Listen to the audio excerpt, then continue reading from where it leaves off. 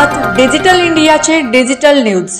ठाम मत मराठी न्यूज। दोंडाईचा दुचाकी चोरी करणारा चोरटा गजाआड एलसीबी कडून 5 गुन्हे उघड।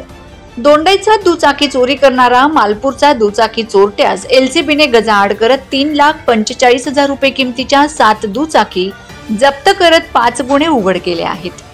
धुळे जिल्ह्यासह दोंडाईचा शहरात दुचाकी चोरीचे गुन्हे उघड करण्याचे आदेश जिल्हा पोलीस अधीक्षकांनी एलसीबीला दिले होते।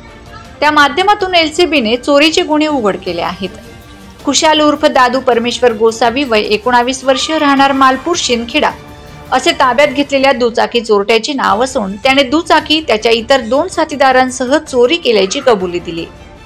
सदरची कारवाई जिल्हा पोलीस अधीक्षक श्रीकांत धिवरे, अप्पर पोलीस अधीक्षक किशोर काळे यांच्या मार्गदर्शनाखाली एलसीबीचे पोलीस निरीक्षक श्रीराम पवार यांच्या नेतृत्वात एलसीबीच्या पथकाने केली आहे।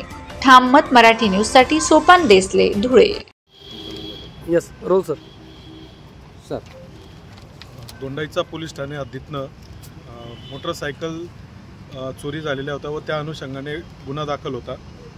गुन्हा रजिस्टर नंबर 90/24 या गुन्ह्याचा समांतर तपास करीत असताना स्थानिक गुन्हे शाखेच्या नेमणुकीचे पोलीस अंमलदार सचिन गोमसाळे, विनायक खैरनार आणि सुरेश भालेराव यांना गोपनीय माहिती मिळाली होती। खुशाल उर्फ दादू गोसावी राहणार मालपूर शिंदखेडा हा मोटरसायकल चोरीमध्ये असल्याचा संशय असल्याने स्थानिक पोलीस स्टेशनचे प्रभारी अधिकारी श्रीकृष्ण पारदी व त्यांचे पोलीस स्टेशनचे अंमलदार हवालदार रमेश वाघ व इतर डीबीचे कर्मचारी अशांनी मिळून संयुक्तपणे तपास सुरू केला असता सदर आरोपी खुशाल दादू गोसावी याने एकूण 7 मोटरसायकल चोरी केल्याची कबुली दिली व त्याच्याबरोबर इतर दोन आरोपी साथीदार होते ते फरार झालेले आहेत। असे तिघांनी मिळून एकूण 7 मोटरसायकल चोरी केलेल्या होत्या। त्या 7ही मोटरसायकल त्यांनी त्यांच्या ताब्यातनं काढून दिलेल्या आहेत।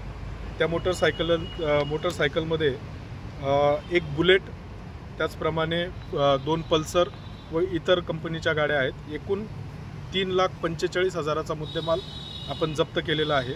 सदर आरोपी दादू उर्फ खुशाल गोसावी याच्यावर यापूर्वी सुद्धा एक गुन्हा दाखल आहे। इतर त्याचे साथीदार यांना ताब्यात घेऊन अजून काही मोटरसायकल चोरी केलेल्या आहेत का याचा तपास सुरू आहे। महाराष्ट्रातील ताज्या घडामोडींसाठी पाहत रहा ठाम मत मराठी न्यूज। तसेच आमच्या चॅनलला लाईक, शेअर, सबस्क्राईब करायला विसरू नका।